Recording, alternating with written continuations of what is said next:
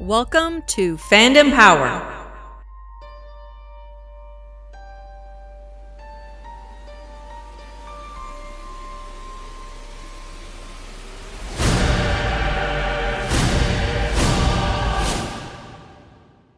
Hey, what's up, guys? It's Wes back here with another episode of Fandom Power presents The Fan Batch.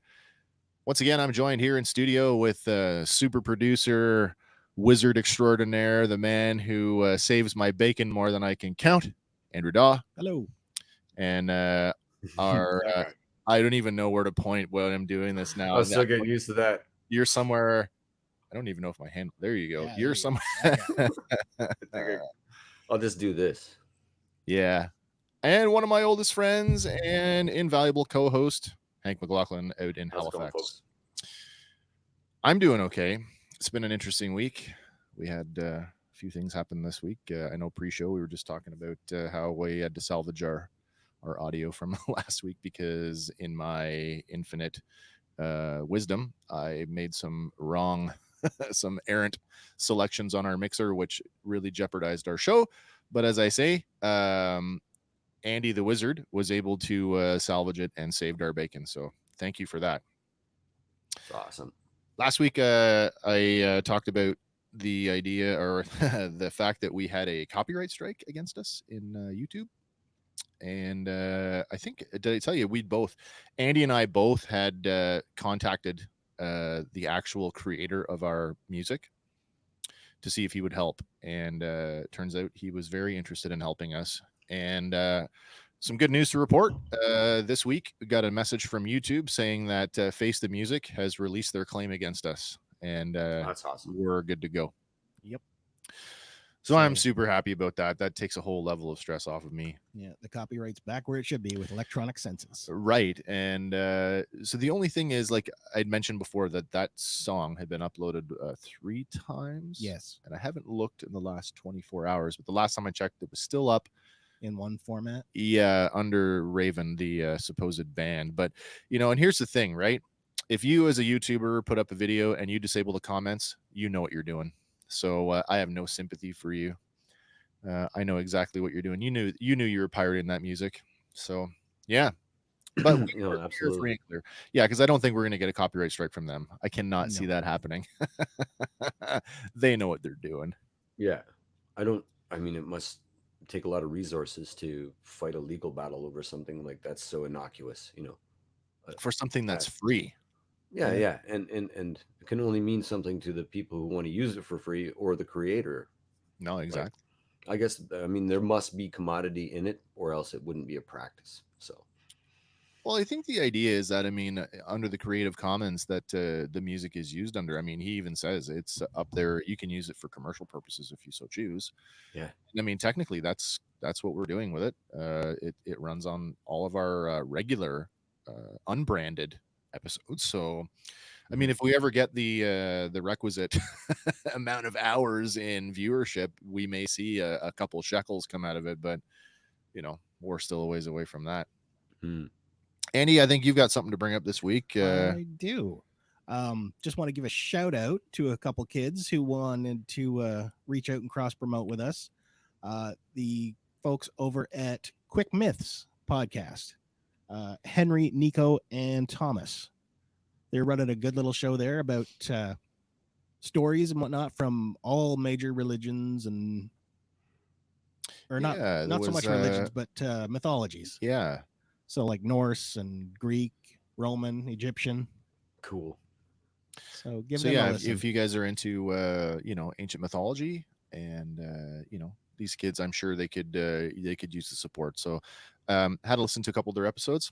What they're doing sounds pretty good. So yeah, go over there to Quick Myths and give them a listen and hopefully send some love and support that way. But that's not what we're here for today. Nope. Today we are here for the Bad Batch episode 5 Rampage. Yeah. Right off the bat, this one I gotta say, if I was trepidatious before, I am on board now. This is my this is my favorite episode of the series to date. So So let's see here. This one, it's as Andy said, it's called Rampage. Debuted Friday, May 28th, 2021. The runtime, it's I think I stepped on that one. It's 25 minutes. That includes the credits this time around. This one is written by Tamara. I don't want to mess up her name. I don't know if it's Becker or Betcher. Tamara Betcher Wilkinson. There we go. And if you don't know her, she was a writer on both Doom Patrol and the Netflix Daredevil series, which she also co-produced. I love the Netflix Daredevil series. Yeah, me too. Oh. This one is directed by our old faithful Stuart Lee. And this week I got the synopsis. The Bad Batch strike a deal to take on a mission. So before we get going, I talked about this when I got home last week, and I said, there was so much plot driving in the last episode. I'm like, what do you think the next episode's going to be? And my wife automatically went to, it'll be a filler episode. And I thought, maybe it will be. I don't know. Probably. You gotta draw it out. Right. And I suppose to some level, there is some of that in here. This one does kind of take on sort of mission of the week format, but there is enough thread woven in here to keep the larger narrative moving. And it just, to me, I don't know what to say. Like, this is my favorite one so far. And I mean, I could probably, I've watched it 4 times now.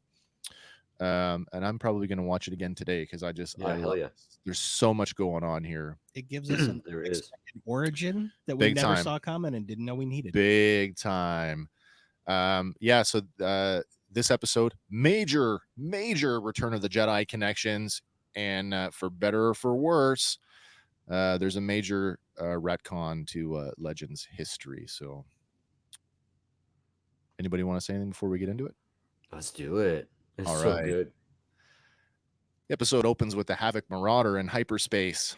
On board the ship, Tech can be seen fitting Omega with a wrist-mounted comm device. Omega is excited to have her very own comm link, and Tech points out that technically it was Crosshairs, but he doesn't appear to need it.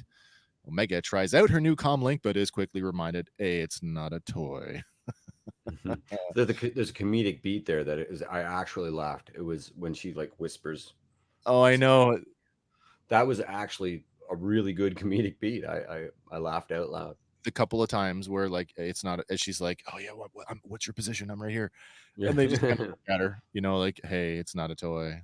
But then she does it again later, right? She's like, it's a good idea. Yeah, the whisper is so good. So they decide that they're going to Ord Mantell. She asks why they're going when the plan was to lay low. And Hunter explains that with a bounty hunter after her, they need to find out why. And Ord Mantell is the location of an informant that might be able to help.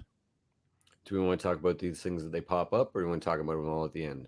I'm not sure what you're getting at. So if it's organic to the flow, let her go. Ord Mantell. The referenced by Han Solo in The Empire Strikes Back as the planet where we ran into a bounty hunter there, and that's how we learned that there was a price on his head from Jabba the Hutt. It's off-screen reference. There it is. Yeah, there it is. It's also the site of a huge battle between Darth Maul's Shadow Collective and the unified, the Confederacy of Independent Planets headed by the Mandalorians. Also the site of a crazy Clone War battle. Yeah. So Echo says that the informant's name is Sid and that he was trusted by the Jedi. And Tech retorts, the Jedi who were all dead? But Echo says that, does anybody have a better option? And so then Omega, through her comm link, it's a good idea. Or, yeah, he has a point. So I actually kind of like this whole scene, like you say, there's some comedic beats, but it speaks a little bit more to, because we don't actually see what the downtime for these guys and girl look like. I feel like this was a bit of a snapshot into daily life on a starship for them. Yeah. like just like what it's like to, like it's my turn for the bathroom, like, hey, that's my seat kind of thing. Mhm. Like Wrecker, seeing Wrecker continually using Gonki as his own personal gym, like it's just, oh, okay, so that's just life aboard their ship. And I Apparently, think it's pretty cute. apparently Yeah. Gonk is universal gym. Yeah, that's right.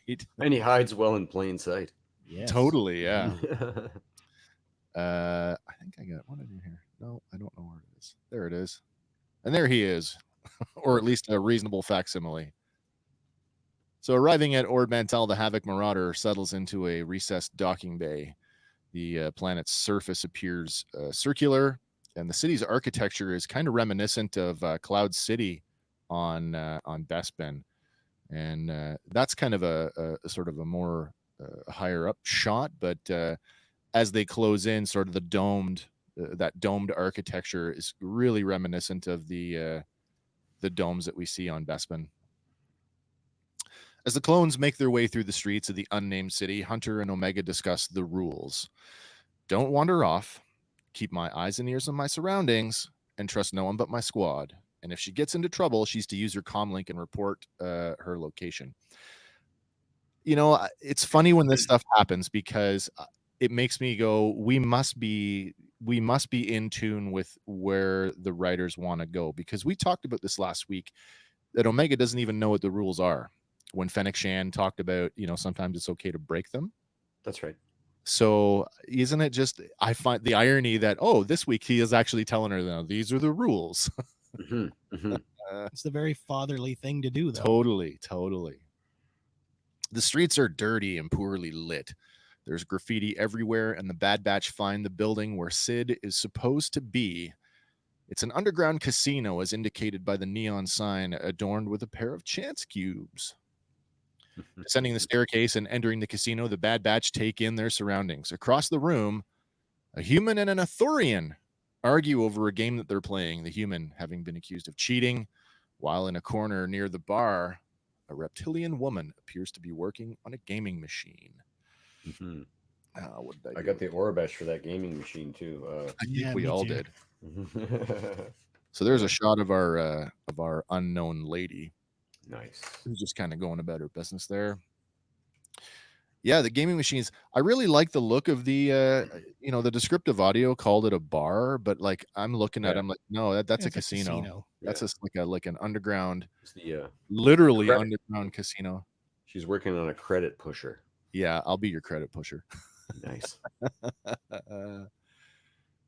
The woman, she's a Trandoshan. Yeah. And I thought it was really cool because our clearly our most famous depiction of a Trandoshan is Bosk, the bounty hunter, who we also spoke in depth about last week. Mm-hmm. Mm-hmm. Yeah, so It's kind of cool. I was a little off put that she didn't have the hissy boss like I'm Sid, and I then actually, Lauren was like, "What about Zero the Hutt? Zero the Hutt's a Southern Belle," and I was like, "Okay, you're right. There's a precedent for yeah, just sounding absolutely. like whatever the heck you want, so it's perfect actually. So I'm okay." At first, I was like, "Oh, okay, it's a Trandoshan." I got that right away, but I'm Right, like, right. "Wait a minute." She's like, that's the shortest Trandoshan I've ever seen. Like they're generally, depicted even in the Mandalorian when Mando was fighting them in the valley there, they were like equally his stature, if not taller. Right. The only female Trandoshan I can recall specifically is from the Squadrons game, right? That's a female Yeah, that's right. Trandoshan, Yeah, and right? she has that reptilian kind of hiss to her. Yeah, exactly, exactly. And she's bigger than you, and so. Yeah, that's right. Mhm. The voice coming out of that woman was instantly recognizable. I don't know about you guys, but Yeah, Rhea Perlman herself, Mrs. so Danny good. DeVito. That's amazing.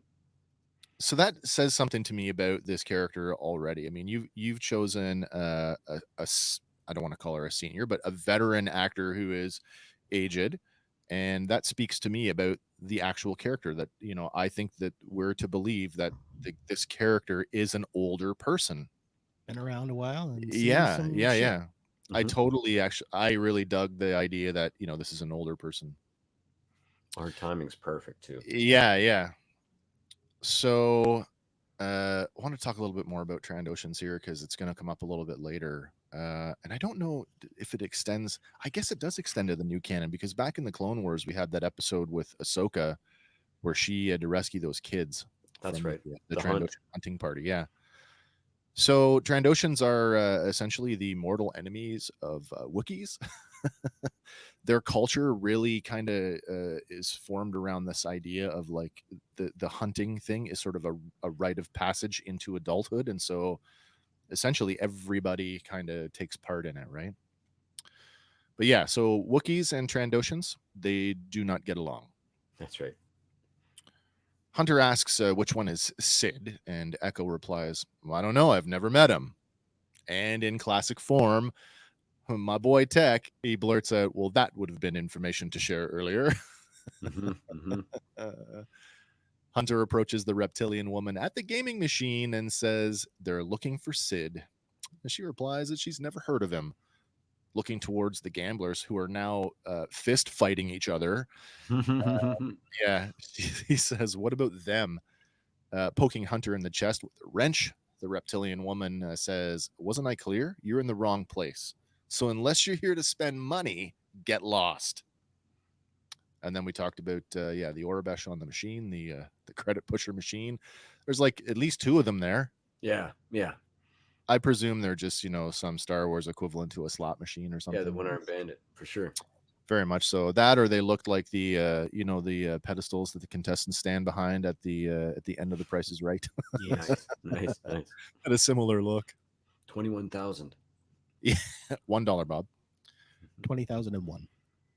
Wrecker chastises Echo for the efficacy of his plan, but Echo is certain that this is Sid's place. Tech then suggests that perhaps Sid had heard what happened to the Jedi and fled, or he was arrested for violating countless health code regulations, as the bar / casino is pretty grungy. I've seen better days. While the clones are talking amongst themselves, Omega approaches the reptilian woman at the bar. The woman asks, what's your deal, Tiny? And Omega blurts out, you're Sid. Sid replies, hey, you're sharper than your friends. And at the same time, Hunter asks Echo if the Jedi had any other contacts, to which he replies, they had lots, but this was the only one I knew how to find. Wrecker exclaims, so we came all this way for nothing. But the conversation is interrupted by the chime of a comlink. And so there's Omega essentially reveals that this woman is in fact Sid. It's awesome, actually. Great little moment though at the bar. We get another classic trilogy throwback here to the drink dispensers behind the bar. Yep. I'm sure everybody remembers this. Yeah, I caught those. The IG assassin droid heads are actually, or sorry, yeah, an IG assassin droid head is actually a beverage dispenser. That's right. Yeah. So next time your assassin droid is talking to you, you can tell it to put a plug in it. Yeah, or give you a milkshake. A blue milkshake. Yeah. Sid and the Batch retire to her office behind the bar. She says that she had a good thing going with the Jedi, and they valued her insight. But now that they're all dead, the demand for her services has declined. And Hunter reflects that times have changed for everyone. Sid's office features a hollow table at the center, and her desk is at the far end. And there is no denying that this room resembles the combination of a military operations center, a library, and a den. But regardless of all of that, it is a veritable treasure trove of hunting trophies. Oh my God. We got quite a few things in here. I'll go through the ones that I picked out. We get, what do we got? First one I saw right away was this clone pilot helmet sitting up on the shelf. We had a phase 3 clone trooper helmet sitting there as well. Yeah, painted like a 501st too. The blue. Was it in cheek. blue? It had a blue cheek, and I thought that the clone pilot helmet, when I zoomed in on that, it looked a lot like Oddball's paint job, man. Like in yellow. Yeah. I didn't want to peg specific people. No, maybe not. There was a huge blue stroke right on the cheek of the phase 3 clone trooper helmet. I'm sure that was a 501st helmet. If you were paying attention, just inside the door on the left-hand side of the door, you might have saw this bad boy. Yeah. white, the like the prototype. It even yeah, had the visor, the pop-up visor. the rangefinder. Yeah, rangefinder. So a Mandalorian helmet. A few other things going on here in this room too. There's a there's a piece of horn on the desk, and I'm looking at it, and I'm like, horned creatures. I mean, Mm-hmm. I didn't get I didn't get a great shot of the actual horn, but judging by the color, like at first I thought maybe it's a wampa, but I mean the wampa horns are pretty black, and this one's more of a brown. So then I went to, is it maybe a tauntaun? I mean, it's got the same texture, the curvature's kind of in the right, Yeah. vein. What It, kind of though? I see. I thought that, and then my thought process literally was like, what kind of a trophy to have in the center of your desk? I How don't hard know. is it to kill a tauntaun? Right. Yeah, yeah. So, does your mind go where mine goes next? Then Not really. no, mudhorn. Mudhorn. So that's what Andy said too. So you know what? I didn't really look at the Mudhorn, but maybe I should look at it again. I just thought, Mm. that adult Mudhorn in the Mandalorian. I mean, that horn, the main, it was massive. And I think that's just the tip of it. Maybe Yeah. that, you know what, you could be right, and I guess that's just me taking everything sort of at a literal. It would present a good challenge for a hunter. It would be a serious, like a trophy, like a center of your desk trophy would be the tip of a mudhorn. Also, the back of her chair. Well, It could be Wookiee, it could be Bantha, but it might be Mudhorn. It's like it yeah, fills the yeah, whole back of her like a it's lion's mane. it's big, and that's another thing going back to Legends. And in Legends, Trandoshans are known to wear the skins of their kills. Mhm. So I mean, I couldn't help but think that it's Wookiee fur. That's kind of that's where my mind went with it anyway. I have that jacket. It could, yeah. Here. Omega in this scene walks over, and the camera lingered on it way too long for me to write it off as just a trophy. But there's this axe-like weapon laying there, and I mean, Echo even kind of pulls her away from it. And I mean, I must have stared at that thing for I don't know how long. It had like 3 spikes on it, and they were kind of funny looking triangular etching on it, and it looked like a mix of like there was metal and wood and other materials in it. I couldn't identify it. Like it didn't reach out for to me. So I have a theory on that if it's not a trophy, that now that we've established that Sid is an older character, Right. I kind of think maybe it was her personal weapon from her days as a hunter. I mean, that's very possible.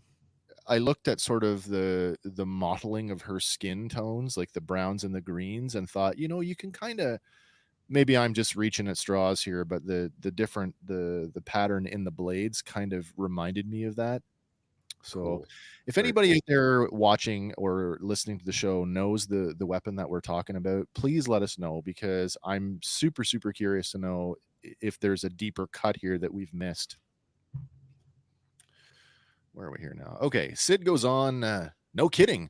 I've never had clone deserters come to me before. Tech tries to explain that their desertion was a difference of ideology, but Sid quips back, that's cute. You thinking I care? Cut to it and tell me what you want. So clearly she's not one to mince words here, at least not at this point. So Time Echo, is money. yeah, exactly. Echo steps up to the holo table and uses his scomp link to activate a hologram of oh, come on now. There we go.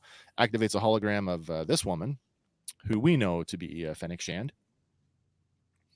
And they ask if Sid knows her. She replies, no, but she does know a bounty hunter when she sees one. And they ask if she can find out who hired her. And Sid replies, well, it depends on what they do for her. Mm-hmm. When the clones, and they like, there's like literally like pin drop, ping, as they just stop and stare. Her line is great. What are you, fresh out of the tube? Fresh out of the tube? It's so good. That's a great line. You pull a job for me and I get the information you want. That's how this mercenary thing works. Which is kind of funny, because like there's a lot of, there's a lot of nuance in this episode. And so Echo goes right into like he comes back mercenary, like it's a question, like he's just been punched in the face. Right, right, right. Like he's Sid remarks, "Not too quick, are you? Clearly the kid is the brains of your operation." They referenced that so much that I was expecting the legacy line, "She's the brains, sweetheart," somewhere Yeah, in yeah, yeah, there. yeah. We might get that still. There's this thing with Echo in this episode. It happens a couple of times.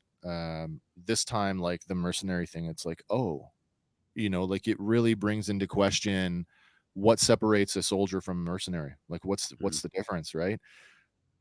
The whole idea of morality and making choices, and now they don't have the safety net of a government telling them what's right and what's wrong. That's right. They have this sort of, they're at their own devices to sort of make these choices, and it really makes for interesting storytelling. Yeah, it's really good. I mean, she hires them to straight up do a bounty. Like they Yeah, become yeah. what they're fleeing. Yeah, it's kind of cool. There's a little blink and you'll miss it moment when she says about Omega being the brains of the operation, where Wrecker turns and looks back at her Gives and her a he little high five. puts his hand out and they get the low five, right? Like, give Yeah. me some skin. Oh yeah, yeah. They're really So starting that to bond. It's nice. it really leans into that big brother, little sister thing we talked about. Yeah. So Hunter sighs and he asks what kind of job. Sid tells him that it's a rescue. That there's a nice bounty on a kid named Moochie. That Moochie was taken by Zigerian slavers and are holed up on the other side of the planet. Sid says, bring me the kid, and I'll get you your intel. She also says that she'll split the bounty with them 70-30 in her favor. Wrecker laughs at the job, saying, we could do it in our sleep, and turns to leave just as Sid tosses Hunter a data chip with the details of the bounty. As the Bad Batch depart the office, Sid says, don't screw it up. Must be a lacking chip though, because not all the info is on there. No, I mean, Early version of the puck, maybe. there's some, Maybe. yeah. So I actually wondered what if he was throwing her a puck, because I'm like, what is it? But yeah, there it is, and it's like a data chip, I guess. Yeah. Which that just makes sense to me. Stick Looks it in like your an data SD. card and- Looks like an It SD does. card. A full size one at that, yeah. Yeah. With a little notch in the side. I wonder if there's Yeah.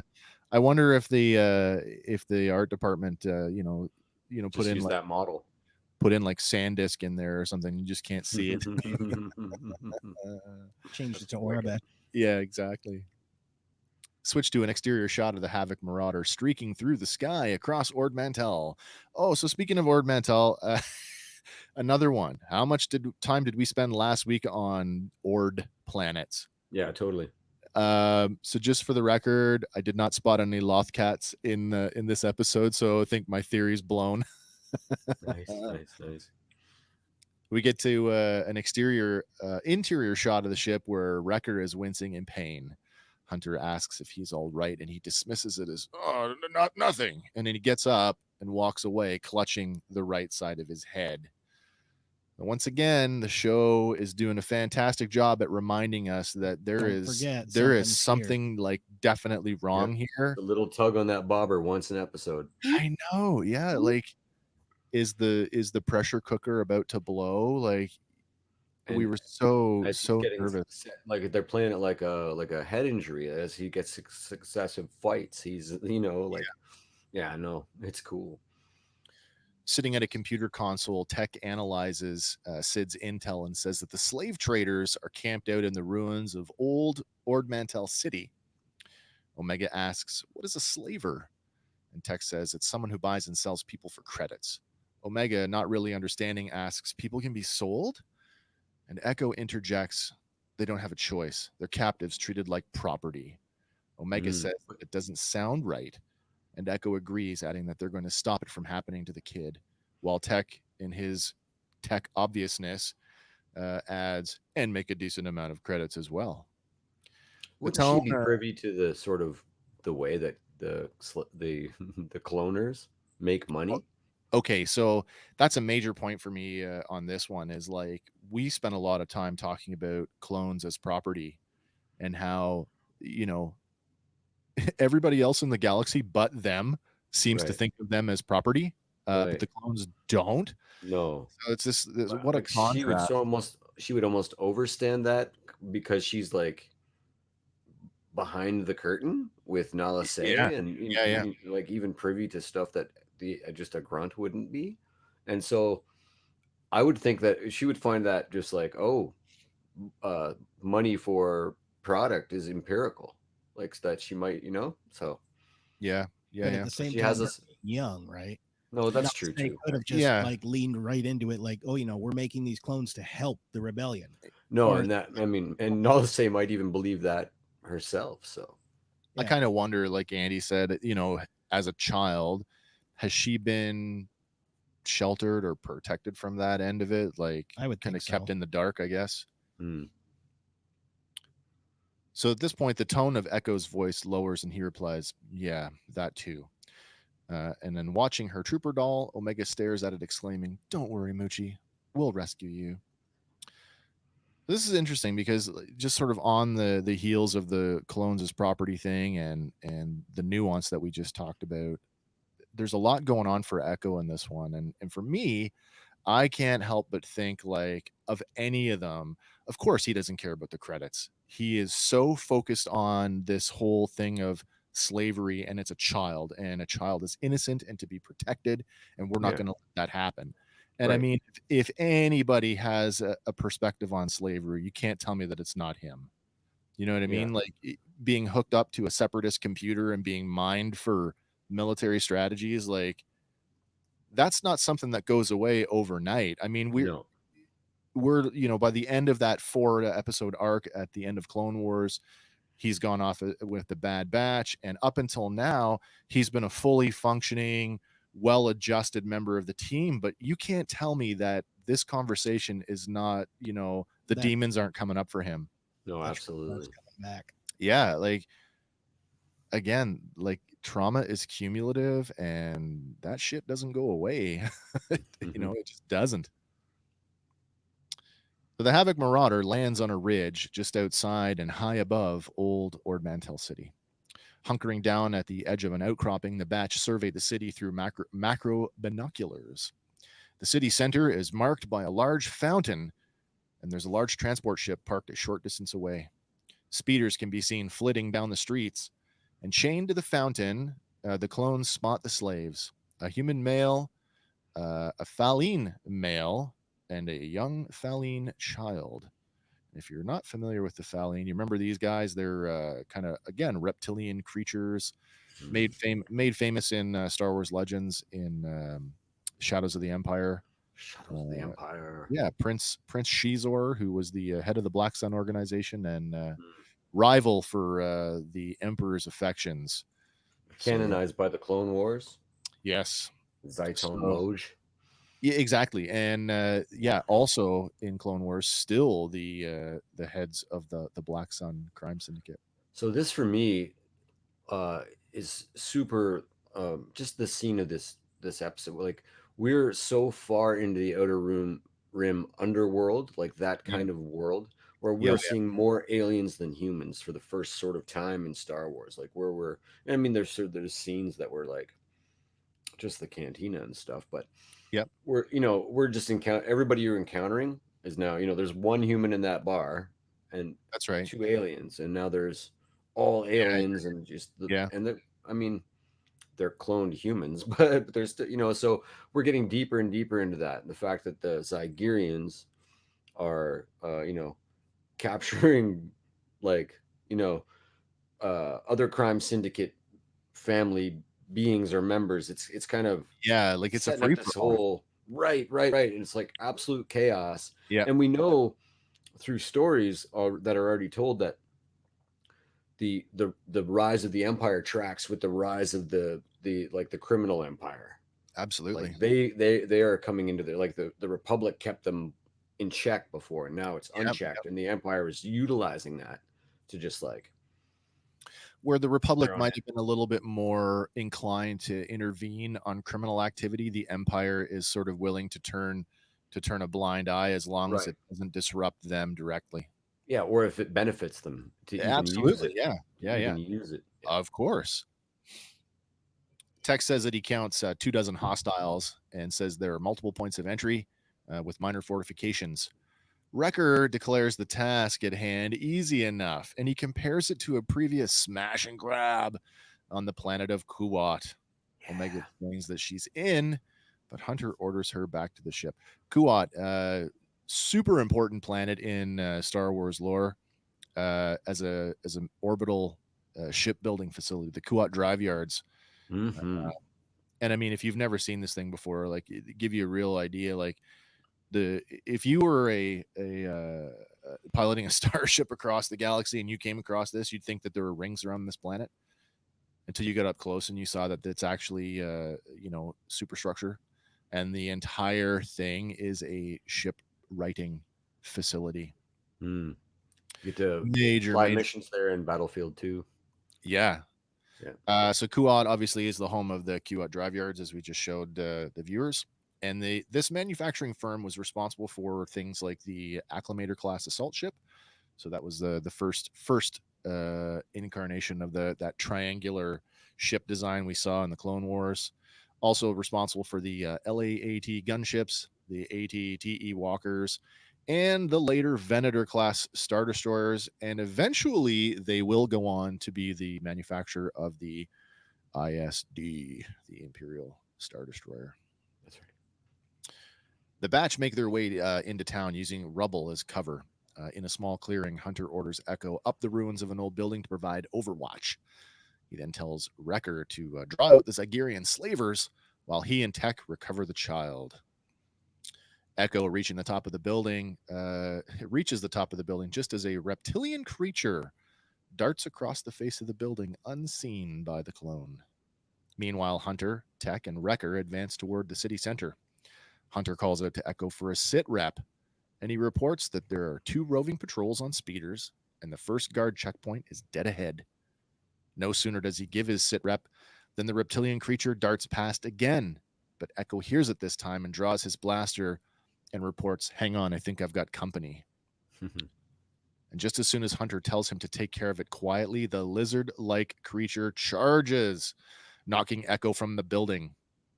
Seeing Echo fall, the clones turn to assess the situation.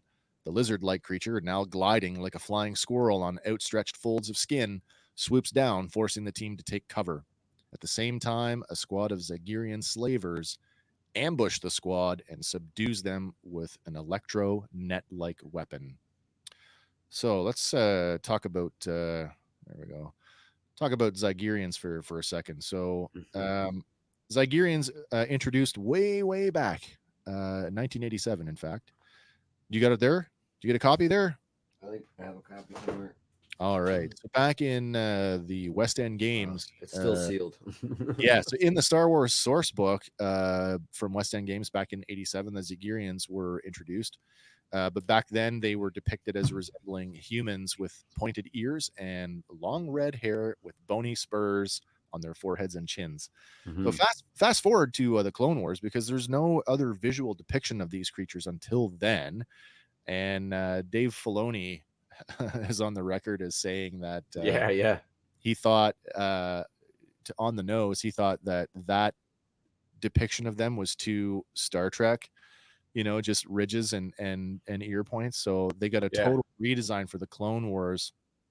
So Zigerians are actually what's the word? Anthropomorphized coyotes.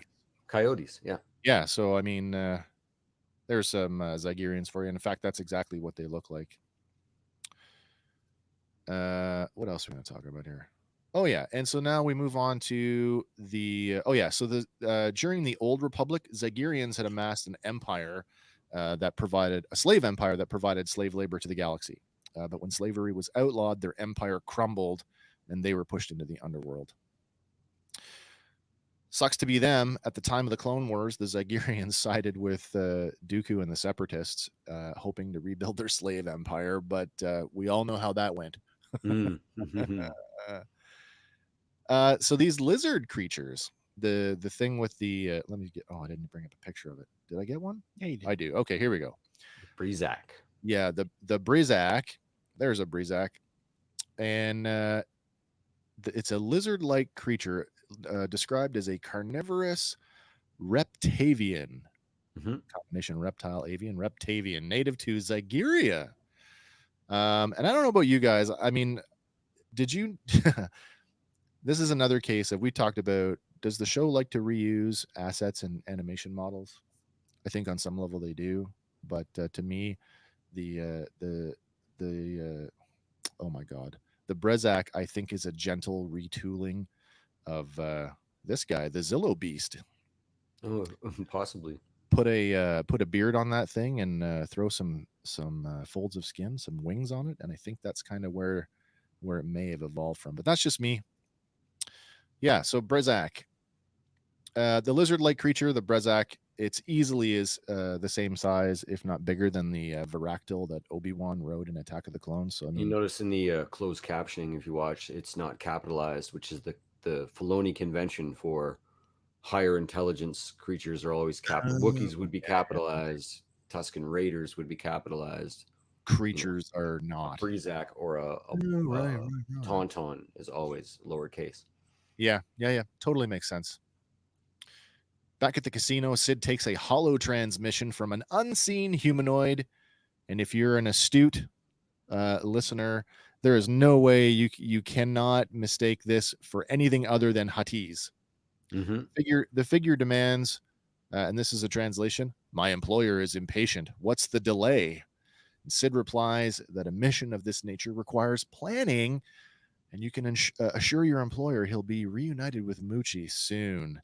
Shout out to the descriptive audio for Oh my translating all God. the Huddies in this, Yeah. because Yeah. there is no other translation source for that. That's fantastic.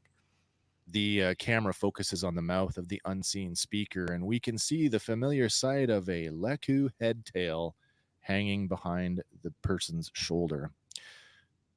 He mutters something sinister sounding, and Sid responds by saying that there's no need for threats because she has her best people on it. If you were, I don't know if you guys picked this up, but did you recognize the voice behind that character? Yeah, it's our buddy Matthew Wood. There he is, right there. Which Yeah, man. pretty much, if you weren't, I love how the camera is deceptive. The camera work is deceptive enough to like, you think, oh, I know who this is, but you have that air of like, maybe it's not, because you don't actually see his whole face. Right. But knowing, the history of Matthew Wood, we can all but confirm that it is Bib Fortuna, It's wicked. who Matt Wood played back in The Phantom Menace at Mos Espa at the pod race, and then reprised the role in The Mandalorian, only to get blasted. That's right. Yeah, but I love the sort of the jaunty timeline nature of Star Wars. So these Oh, I do, characters can yeah. exist still and be dead, and still learn more about them. I love it. I love it. So yeah, what do we say here? Yeah, Bib. There's our man right there.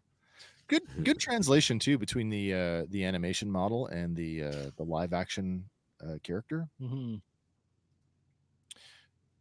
So I just want to talk about Sid here for a second, and like how she's got like she just told the clones like there's no use for my services anymore because the Republic is gone.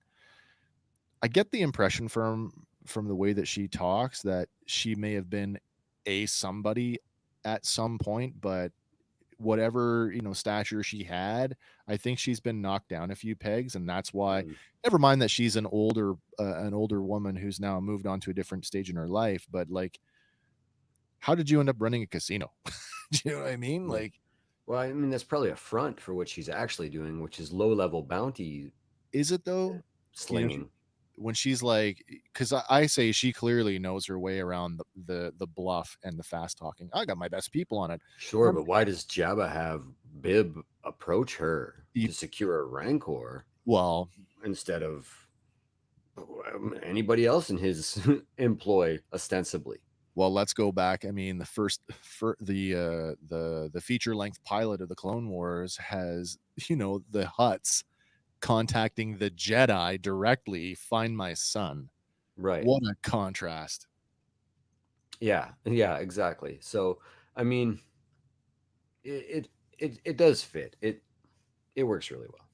I just think that maybe it's me too. Like, and I think again, there's always like shades of like the truth in everything we say, and I think it's up for the viewers to sort of make up their own minds about it. I'm of the opinion that whatever stature she had, she doesn't have it anymore. She Mm. talks about having her best people on it. I don't think she has people. No, She just had an elite clone squad fall into her lap, and she's taking advantage of it. sure. So maybe she's kind of I dipped mean, in my old, her old underworld contacts to try and get back in the game, and this is her way to get back into it. well, certainly she was approached before it would have been different if she'd contacted Bib and said, "Hey, I got a Yeah, deal yeah, for you." But the deal was already in motion. She just had to find the players. yeah. I guess so. So ostensibly, like running that casino or bar as a front for minor. I'm talking minor level, Yeah, yeah, like go steal a beast for Jabba's kid or yeah, whatever. Like yeah, that's not go pick me up a dog. yeah, That's yeah. not like go kill Omega, like hiring Fennec Shand or Right. Boba Fett to do a Han Solo. So No, right. I think she's like a low level Grief Karga, like really That's, low level Grief Karga. I got the same vibes. I'm like, well, he was a former magistrate, so I mean, he was kind of semi legit to begin with, that's a great front to be an underworld boss. Right. Like, no, I'm the legitimate mayor of this town, right? But yeah, I agree with you. It's very similar vibes. Right. Definitely a character like you could see an Obi-Wan approaching for information Yep. when he needs it. Yeah, for sure. Absolutely, Yeah. I can see that. And now that they don't need that information, like with the Empire taking over, everything's gone. Well, there's a whole other nuance there at the end of the episode, and I'm going to come back to it because like she talk about the nuance and the fast talk and the bluff. She's very crafty, and when we get to the end of the episode, I'm going to lay out some more kind of theories I have about how that's going to come into play later. Back on board the Havoc Marauder, Omega makes some alterations to her little trooper doll, and there's a nice little trooper doll, very similar, in fact. She's recolored it. She's taken, I don't know if it's makeup or it looks like a powder. I don't know, like it almost looks like a makeup compact that she's dipping into, or shoe polish or something. Yeah. And she's made some alterations to her trooper doll. She's recolored it to match the clones of her new squad, and she exclaims to Gonky, because I guess that's what we're calling the Gonk droid now, is Gonk. Now she's a Bad Batcher. Nice. I just want to touch on this, and I know that this has been a bone of contention for many, a bunch of the fans. What's the Star Wars term is what the fandom menace. But I absolutely love that she immediately identifies that doll as female. Oh, perfect. Do you know what I mean? Like, Perfect. here is someone who, to our knowledge, she's the only female clone in the galaxy. She's been surrounded by clone troopers, tens of thousands of clone troopers her entire life. I find it to be super inspiring that, having grown up that way, that she instantly, nope, it's a girl in this sort of male dominated. Yeah, it's perfect. It's really natural. It's nice to see that's normal because like even Lauren talks about, wanting to be Indiana Jones, but yeah, having to like do some sort of weird morphing in her head, like right. Where we didn't, there's no level of disconnect there. We could put on a fedora and pretend to be that, so it's nice that can be like just normalized, to be just instinctual, and 100%. We see that later on. I mean, the new stuff has really it's gone to great lengths to prove and to show us that underneath the helmet can be anybody. We've heard female stormtroopers in the sequel trilogy, talking to Finn and tell but they're the idea that underneath Phasma, the idea that under the helmet it could be anybody. And then I think on some level Omega sees herself in that, like that's her future. She's projecting herself onto that doll, and I love it. Yeah. Well, one thing to point out though, like in the first episodes, her color scheme matched Nala Se, right? Yep.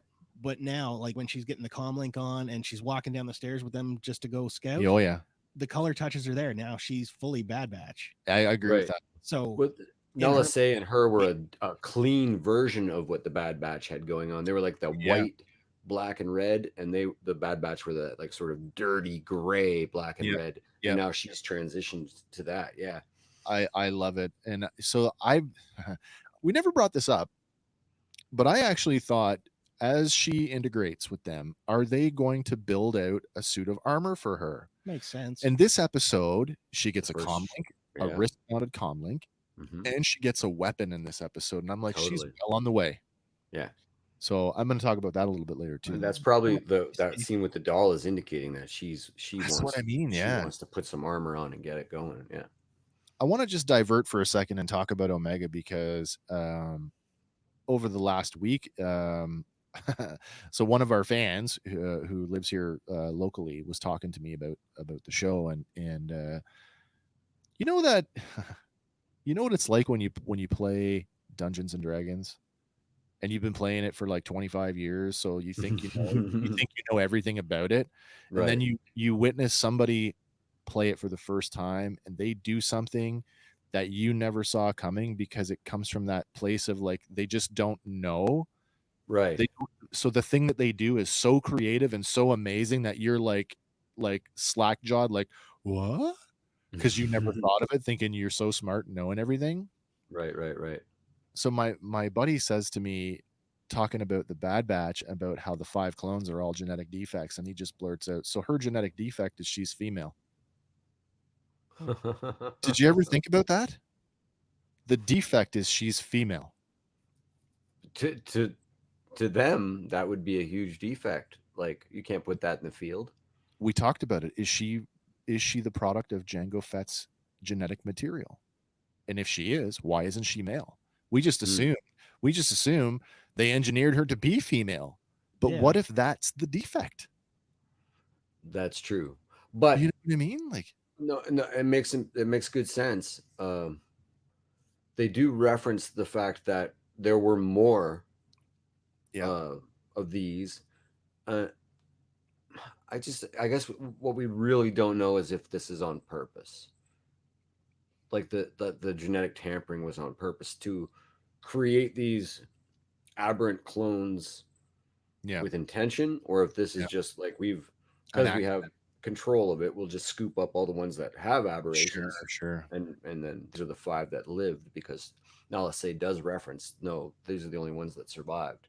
Yeah. Meaning there was more. So could be a natural defect. I mean, we see in actual populations on Earth and animals and things, like when low when things are in I immediately thought of jeopardy. The frog DNA in Jurassic Park. Right. Exactly. Yeah. Spontaneously flipping genders. Right. Yeah. I look at it though, like they're not unintentional, because Nala Se does say, we've got this side project going, so these are part of that.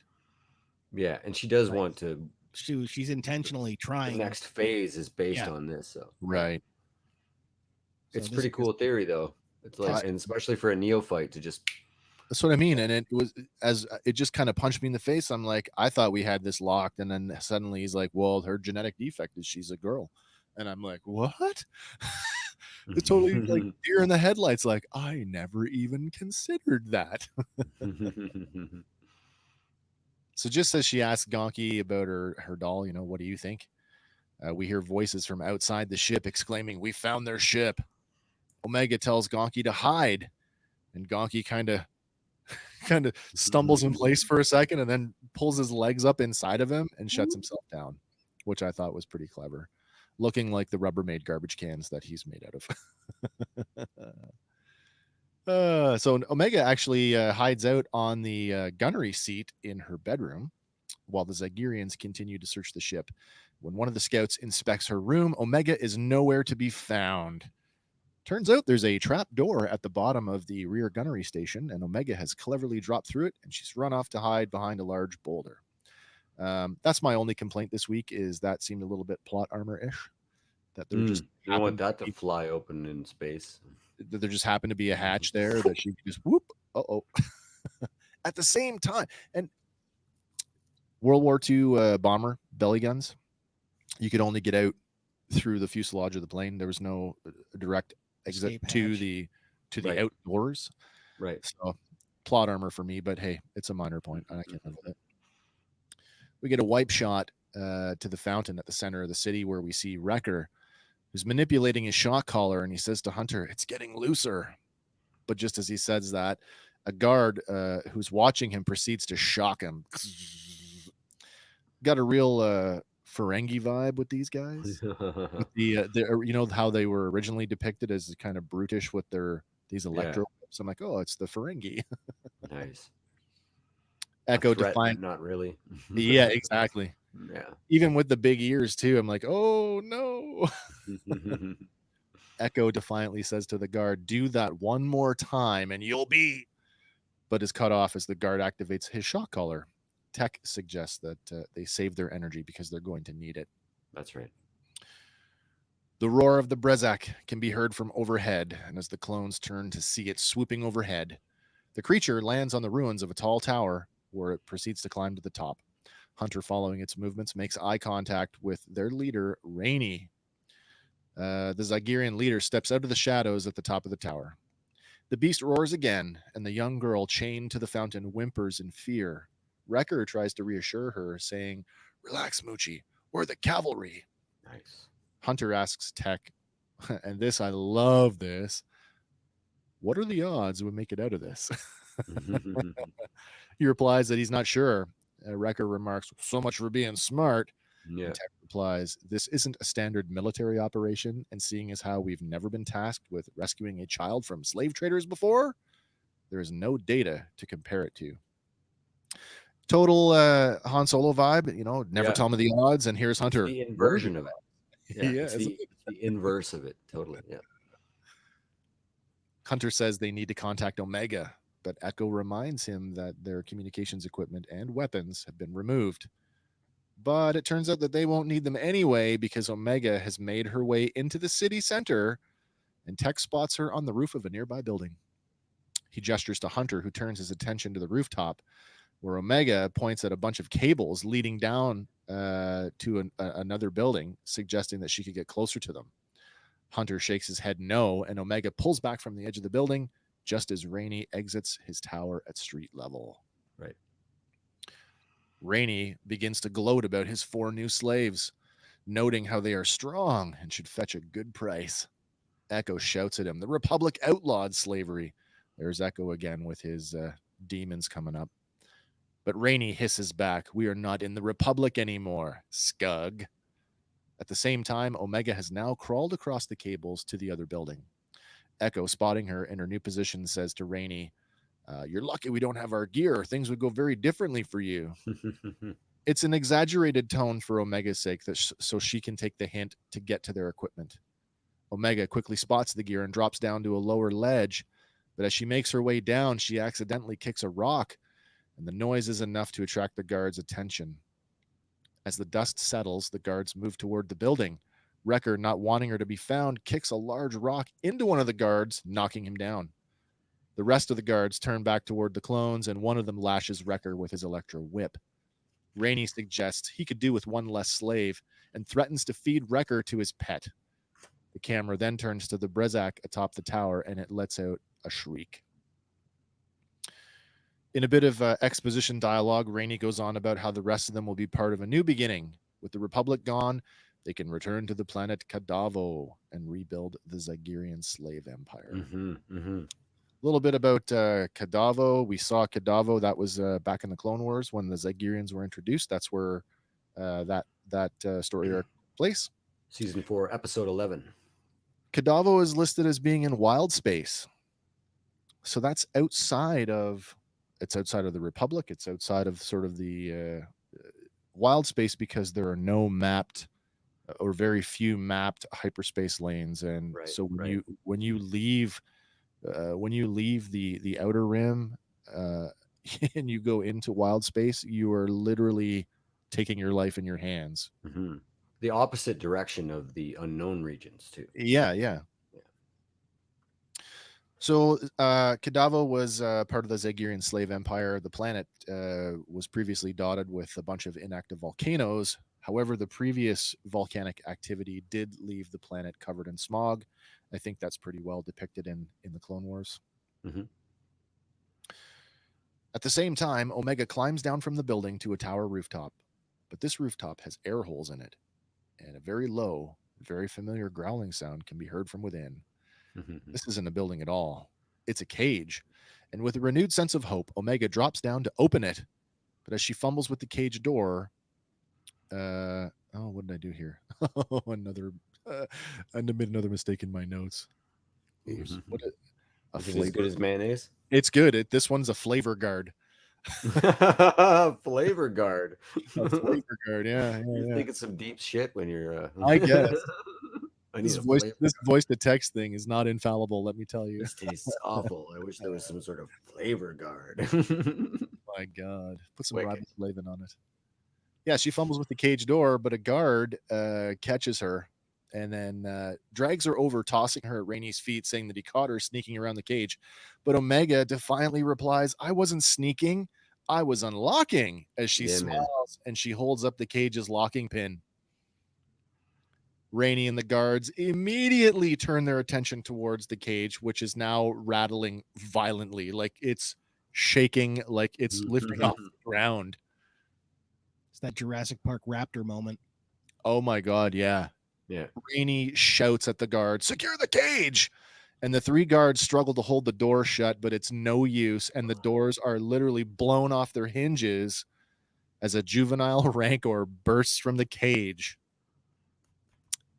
I gotta tell you, because Star Wars has this like tendency to like recycle sound effects. So some of the guttural sounds that we heard from the Rancor are also some of the same guttural sounds we heard Chewie make Mhm. in the pit in Solo. And so there's this moment of like, is it? Isn't it? Is it? Isn't it? And you're not sure. And then the doors blow Mhm. off. Like, oh, okay, it is. There is no way I could have predicted that this was happening. Just no way. I had no idea. No, I didn't. I wasn't even sure until they sort of referenced it because the color palette looks very different. Like It it, does. it certainly shared a lot of the elements, but the stature and the sort of bluntness of it, like squatness, the Yeah. juvenile, and then the color palette. Did you get through the episode, clearly at this point, it's safe to say that, this is what we're looking at here, right? 100%. So, surprise everyone. Guess what? Moochie, Is not the little kid. no. Moochie is a Rancor, and here's where Mhm. the major retcon comes in. Moochie is female, That's right. whereas previously the Rancor had always been depicted as male. It's a different Rancor. Do you think so? Yeah, actually, the male Rancor has a name. Oh, Yeah, his name is Patessa. is that a new canon reference? I mean, I'm not sure where it's actually referenced. Sure. It's canon, and it's like I just Googled it and I found it. Maybe in That the it's novel. a separate. It's Patessa is a male Rancor that Luke kills in Return of the Jedi, and that this Interesting. they're saying the Wikipedia, although new, is saying that this is a separate, an additional Rancor that. I just assume that Moochie is the 19 or actually 23-year junior version of this. Well, they also referenced at some point, and I think it might be a Legends novel where Luke's on Dathomir riding giant Rancor. That the one that he killed in Jabba's palace was also a juvenile male. Interesting. So, but I mean, I found reference to a different name, a different sex. I think it's a different Rancor. Okay. And it's just he collects Rancors like dogs. Well, you need both to get a breeding population, right? That's another good point. That's another good point. You need a male and a female if you want to have children. Or maybe not. Maybe they're asexual. Who knows? But the dynamic of our show, it's come up before. We have differences of opinion, and I think it's cool that we can share those and I'm gonna put some money on this one. Well, not really money. I'm sticking with Moochie is the 20 odd year junior of this guy. I just got to find exactly where it's canonized that's the other way around, and we'll throw it up on the fan page. Yeah. And if you guys have an opinion on that, don't forget you can interact with us on our new Facebook group, the the Fandom Power Podcast fan group. So if you're not part of that, hit us up there and join in the conversation, because we're going to be talking about this stuff all week until we get to the next episode. As you said, Hank, Rancors within Star Wars, though, they do have a pretty rich history, and they were explored pretty heavily. I don't know what the word is now, but at one point they were native to Dathomir. They are still native to Dathomir. That's right. Yeah, that's so I mean, here's a depiction of a Night Sister riding one, and that's a pretty cool image there. Yeah. If that does not conjure up, nightmares, and I don't know what would. Be pretty imposing seeing that coming at you. And they were massive in that novel. They were like, much 70 feet tall, and it was really harped upon that the thing that Luke's feet in Jabba's palace was akin to punching a 14-year-old in the nose, right? So, yeah. All right, so Rainey shouts at his guards to not let her get away, and they begin to open fire on her with their I call them a blaster bow, because I don't really know exactly what they are. But the bolts do nothing but piss it off. And in return, Moochie hurls a huge boulder at them and then charges. For reference, I think the bows I couldn't find because the episodes come out, and I mean there's virtually no imagery for them until like at least a week later. But very similar. Again, another Night Sister reference. The bows are kind of reminiscent of their energy bows, but I think the technology that runs them is a little bit different, because these ones have like more physical components, and they're collapsible. Mm-hmm. But anyway, there's an image of a Night Sister's energy bow just for reference. Tech remarks that a rampaging adolescent Rancor wasn't the distraction he was anticipating. It's at this point we start to get an appreciation for just how strong Wrecker really is. As he digs in with his feet and he snaps the chains that were securing them to the central fountain, and he rips off his shock collar like it was made of paper. Yes. Keep in mind that this chain, like each link of this chain is easily the size of a human fist. Like this isn't like plastic, like bank chain that you can buy at the hard. Yeah. Some serious stuff. And he's like, "Oh, not our problem," and yoink. So cool that he could have just snapped it at any time of his choosing and didn't. The Rancor charges at Rainey, and Rainey whistles for the Baczyk. The beast swoops in and carries him off before the Rancor can reach him. Meanwhile, as Echo begins freeing the slaves, Omega approaches Moochie, who he believes is Moochie, or she believes is Moochie, telling her, "It's okay, we're here to take you home." But the adult Faline leans in, and speaking in Faline says, "She's not Moochie." Instead, they gesture towards the Rancor and say, "Moochie, that's Moochie?" Moochie tears through several of the slaver guards and runs off from the square. Another guard on a speeder bike gives chase. By now, the clones have recovered their gear, and they too join the chase, knowing that if they don't catch Moochie, they won't get the intel on the bounty hunter from Sid.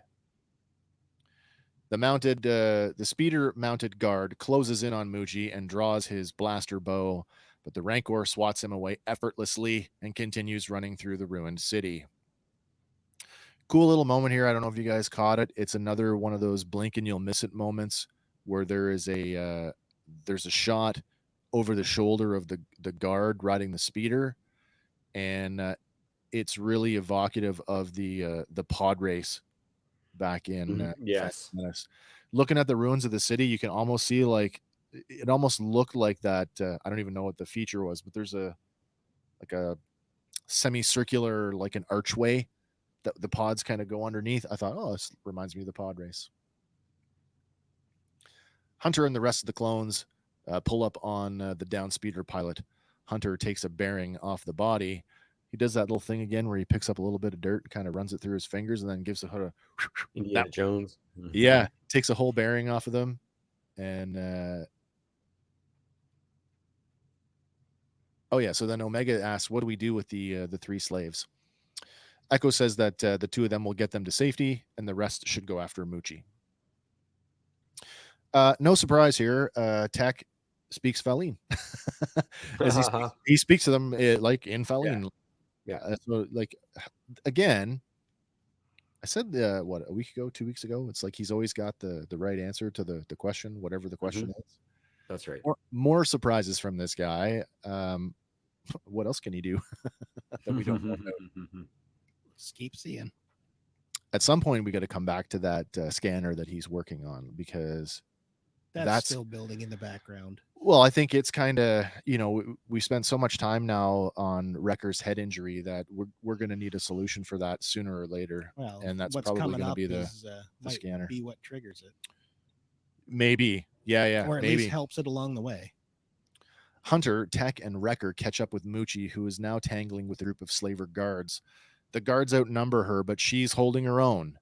A sniper perched on a tower tries to subdue Muchi with his electro net gun, but misses. Muchi, now in a fit of pure rage, throws her body against the tower, and the impact is enough to knock the guard off the top. It's a little bit of a Lord of the Rings style reference there, where Legolas into the bottom of the tower. Oh, yeah. A little bit, anyway. With no other slavers in her way, Muchi turns toward the Bad Batch, and they ready themselves. But Muchi is distracted as Rainey swoops in atop the Baczyk. Hunter fires at them, and the clones scatter for cover. Tech and Hunter manage to duck under the Brazak's wings, but the beast headbutts Wrecker, knocking him down. Rainey, deftly guiding the Brazak, engages Muchi, and the Brazak, using its long tail, knocks her down. As she slowly recovers and gets back to her feet, Rainey swings his electro whip over his head, readying a strike, but Hunter charges in and tackles him off the beast. Muchi runs off, and the Brazak chases her. Hunter and Rainey look on as the 2 lumbering beasts run off. Then, in a fit of rage, Rainey yells at Hunter, "You're going to pay for this, Scug." It's just then, when Wrecker and Tech catch up, Hunter beckons them, "Go after Muchi. I'll deal with him." The 2 foes square off, Hunter with his vibro knife and Rainey with his electro whip. Rainey, oh my lord, what's wrong with my notes here? And snares. Is that what that is? Yeah. He gets it around his arm, and that's true. Rainey ensnares Hunter's arm and unleashes a surge of energy through the whip, causing Hunter to drop his knife and fall to his knees. But Hunter, gathering his strength, pulls at the whip, drawing Rainey close. With a headbutt, he's able to rend the whip from Rainey's hand and kicks him to the ground. And it's a moment for Hunter too, right? Like, because he doesn't just pull; he wraps it around. And pulls he kind of like he gets a hold of it. But did you notice there's give you an idea how much energy is coursing through that? Did you see the smoke coming off of his arm where it was wrapped around him? Yeah. Oh, that can't feel good. Meanwhile, Echo and Omega lead the slaves towards some empty speeders. Carefully making their way through the debris, they come under fire from the slaver guards. But Echo returns fire with his pistol and is able to subdue them. As they lead the slaves past the guard position, Omega stops to pick up one of the blaster bows. With a look of awe, she activates the weapon, and the bow limbs spring open, startling her. Echo calls for her to stay close, and she quickly collapses the weapon and runs off to catch up. That's pretty cool, though, when she picks it up. She's gearing up. Yeah. The look of like she's like completely she's completely enamored with this thing. She picks it up, thumbs the stud, it springs open, and she's like, "Whoa!" But then immediately, do you see the look of elation? Like, "Ooh, new toy!" Yeah, absolutely. Meanwhile, the Brazak, still stalking Muchi, finally catches up with her and knocks her down with a headbutt. It turns to whip her with its tail, but Muchi grabs it instead and bites it, which I thought was pretty cool. The Brazak tries to flee, but Muchi grabs hold of the tail and slams it against the ground in a very Bam Bam in the Flintstones way. Bam, yeah. Bam, bam, bam, bam. She tries to pummel its. Oh, what's going on here? That was kind of went dead on me for a second. Sorry. She tries to pummel its back, but the Brezak is able to slip out from underneath and fly away, just as Wrecker and Tech catch up. Wrecker asks Tech if he has any idea how to stop her. Tech consults his datapad and tells him that Rancors adhere to a social hierarchy and that he has to challenge the Alpha for authority. Tossing his blaster to the ground, Wrecker exclaims, "Oh, that I can do!" as he shouts a battle charge. The two behemoths clash, and Wrecker is knocked to the ground while Moochie shakes her head, just having had her bell rung.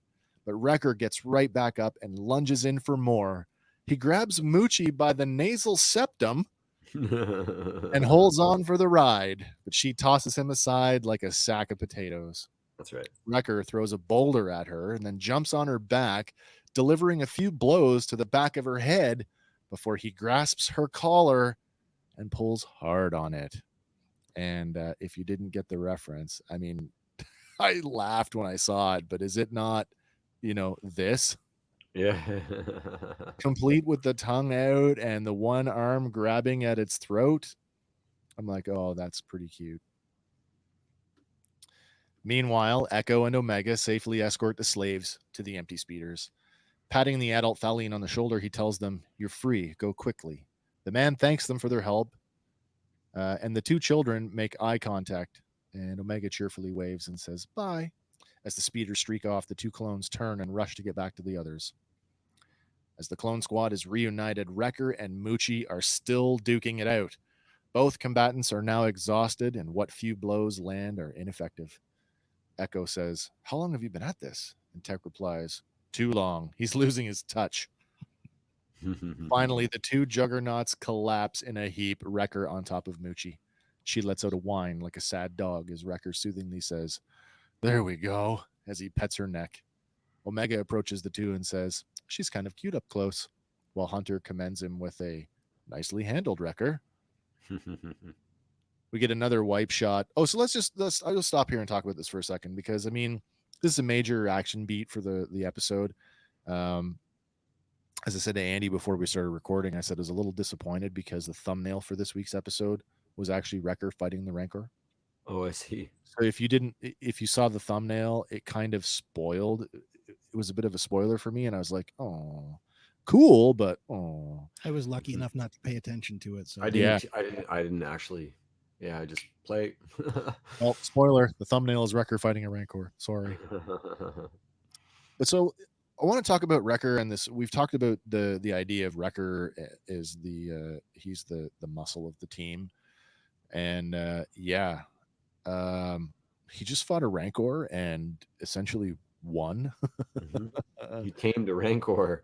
That's what I mean. Like, I know we talked about he shoved the 3 tanks off the cliff, but you can still make that argument that they were on repulsor fields, which made them not weightless, but I mean, even Boba Fett shoving Han Solo frozen in carbonite down the hallway floating like on a repulsor couldn't have, that's what I mean. Like, it had to be a much simpler task than, say, pushing 3 Abrams A1s down. This is what I mean, that are sitting on the ground on treads, right? Right. But he literally just fought a Rancor and beat it into submission. Sure. And then think about how dope Fennec Shand is by taking him out with one blow to the head. Well, yeah, that totally recontextualizes that fight. But the other part of that fight, the Rancor gives him a good few punches. Like, his head takes some rocks to it. Absolutely. Boy, it definitely does. Just more head trauma. He takes definitely that. I don't know if it was he got thrown or he got hit, but he flew, and I mean like in the air into that pile of rubble, which was like giant boulders, and that's where he reaches back and throws another boulder at it. Like, again, I'm thinking, oh, he just hit his head again.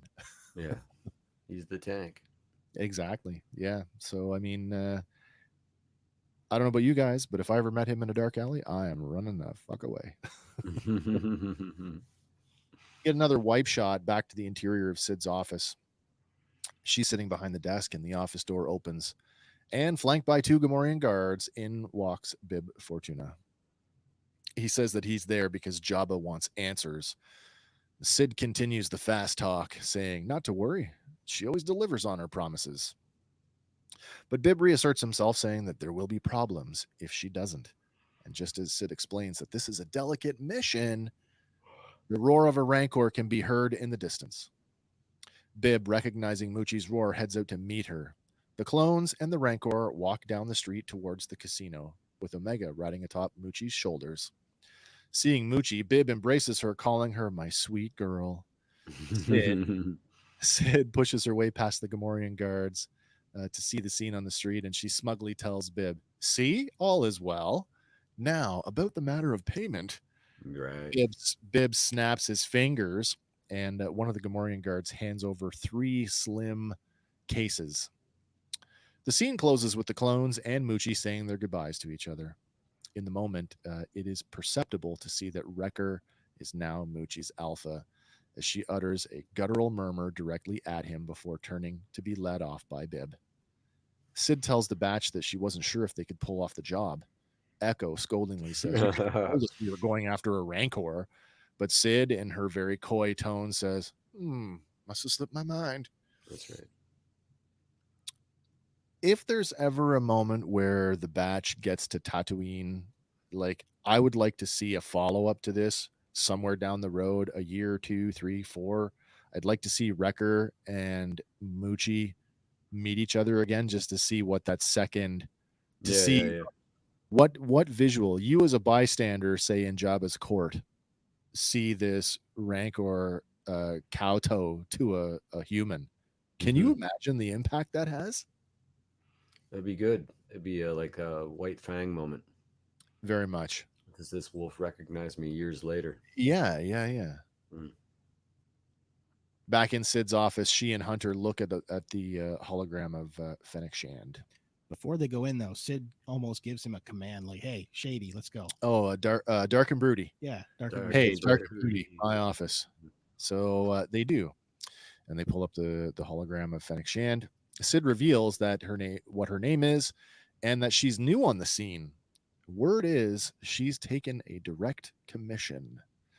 So we're still no clearer on who hired her. She then warns Hunter that with someone like her on your heels, you're going to need a lot of friends and a lot of money, but mostly money. And Hunter replies, "Well, we're not swimming in either at the moment." Sid says, "Well, I guess it's a good thing you met me, isn't it?" Shutting down the hologram of Fennec, Sid hands Hunter one of the slim cases. She opens it, and it's full of credits. She tells Hunter that there's more where that came from if they're willing to do jobs. Right. Hunter reluctantly says that he'll think about it, but before he can leave her office, Sid stops him, saying, "It's interesting. A bounty hunter of Fennec's caliber being after you? You fellas must be pretty valuable." Hunter turns back and frowns at her, having caught the implied meaning, but Sid keeps it light by saying, "Don't worry, I'm good with secrets." At that, Hunter's frown deepens into an outright scowl. And then we fade to black and the episode closes. There's a big moment here at the end, and I wanted to touch on this when we were talking about Sid and sort of her stature in the world, and why I think she may be not as prominent as she may have once been. She knows. I mean, she just laid it out for them that this this moral ambiguity that she has.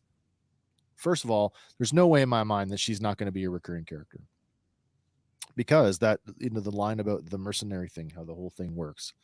They're going to need money.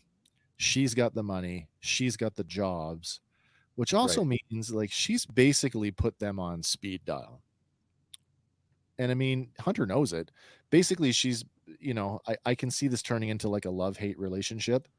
Right. You outlive their usefulness. Well, this is what I mean. She's kind of got them. I said it in my notes. She has them by the short and curlies. Yeah. Because she needs them for a job and they refuse because she's a bad woman. She can just turn them in. That's right. So I think she's an awesome character. I'm really excited to see how she's used and how their relationship develops, because I think that plays into everything we've already talked about the clones being on their own and having to make choices and their own sense of morality and how that's going to play out.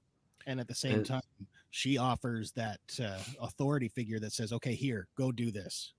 That's true. Yeah. Here's your next Yeah, mission." they Complete need it. their Charlie, right? And the initial trailers for this certainly indicated that they were operating inside the underworld. Like Yeah. the initial trailer was like, oh, they're going to be running mercenary jobs, Yeah. essentially bounty hunting. So, yeah, and I think maybe you'll see more of that, and then the plot develop through that sort of structure. Or we may just go left of center, but there's certainly probably easier to find Fennec through her than on their own. Just is that the direction that are they running from Fennec, or are they trying to find Fennec? Yeah. Are you running away or are you running towards? Right. It's a good question. I mean, certainly the easiest way to deal with something is to meet it head on, but I mean, how do you meet it head on if you don't know how to find it? So And that's it. I also it like the little drop reference of there's many Jedi contacts that we could. This is the one I know how to find, is but the one I know we how to could find. be revisiting. We could get in this world. We could get our old buddy Cad Bane, or Yeah, I'm interested to see what other underworld faces turn up. yeah. I mean, you can't tell me that it's only a matter of time, but I bank on a Hondo Onachi. That's Should what I was. Yeah, 100%. Hondo is going to show up. yeah, He's a great character not to use. He's like almost like a Filoni staple. very much so. Yeah. Yeah, absolutely. Well, that's this week's episode. Andy, you got anything you want to close on? Not really. Great episode. Yeah, Love the absolutely. little bit of insight as to rancors and whatnot. Love the Return of the Jedi connection. Yeah. I love that it was kind of pervasive throughout, and I mean all of the connective tissue. I feel like last week's episode there was a little thin on connectivity for me, but this episode more than made up for it, Yeah. both forwards and backwards. It's like, just in case you forgot, don't Yeah, forget this is yeah. all still out here. I found the canon reference Yeah. to Patessa being the name of the Rancor from The Return Rancor? of the Jedi. Yeah. It's named in Chuck Wendig's Aftermath novel Yeah. because when we meet what's his guy from the Mandalorian, the Marshal. Oh my goodness, Oh yeah. Cobb Vanth. Cobb Vanth. Somebody that's working for him is the Rancor keeper. Oh And wow. they actually have a conversation where he talks about how hurt he was by the death of Yeah. his Yeah. Rancor, and they named the Rancor there. Interesting. So, Well, I mean that's that definitely cool then. yeah. I But I mean, mean, why wouldn't Jabba have a fleet of Rancors? that's what I mean. Like, is I've this got a fleet of wolves. I've got a But again, so here's another thing that may be supportive of that is, the story about Jabba's Rancor is that it was a birthday present, right? It was a birthday present from two of his minions. But did you see how affectionate Bib was towards it? My sweet girl. right, Like right. maybe that does suggest that this is another creature. In fact, what does it look like when your pit boss or is essentially macking on your dog? I don't get it. Or maybe what you were talking about. Maybe there'll be some like resolution. Maybe Wrecker will encounter. Maybe we'll go that direction, and then something will happen. They'll Yeah, free that from Jabba's service. I don't know. yeah, that could be. There's a dichotomy there. Is all I'm saying, and I'm going with the Wendig novel until they counteract that specifically.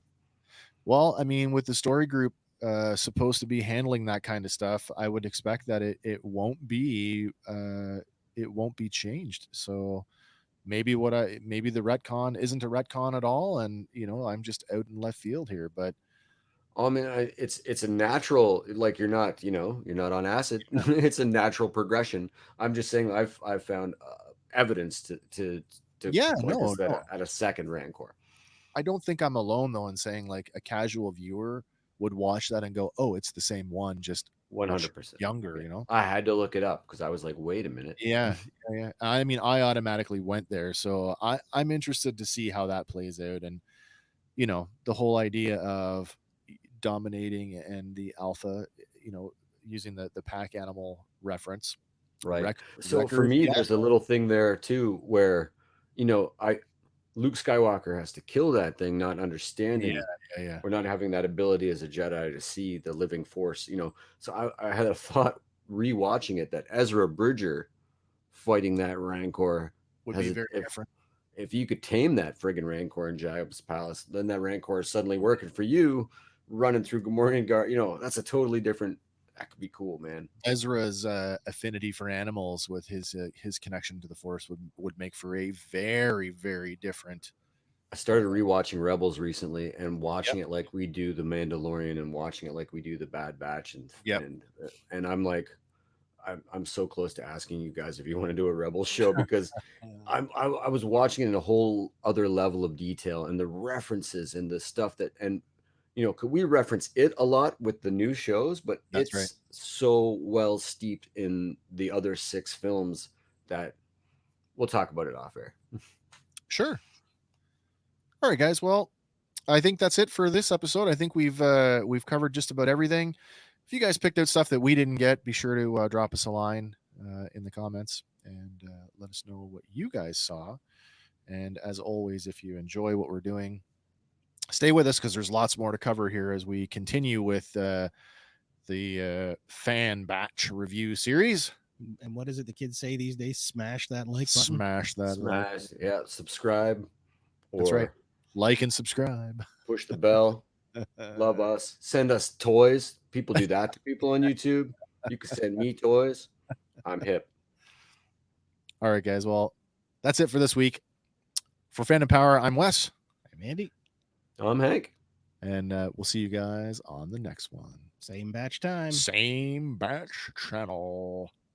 Bye for now. Hey guys, thanks for listening to Fandom Power. Be sure to like us on Facebook and follow us on Instagram and Twitter. Stay tuned for our next episode, where we'll be talking about another one of your favorite fandoms. Fandom Power is a Sawcast production.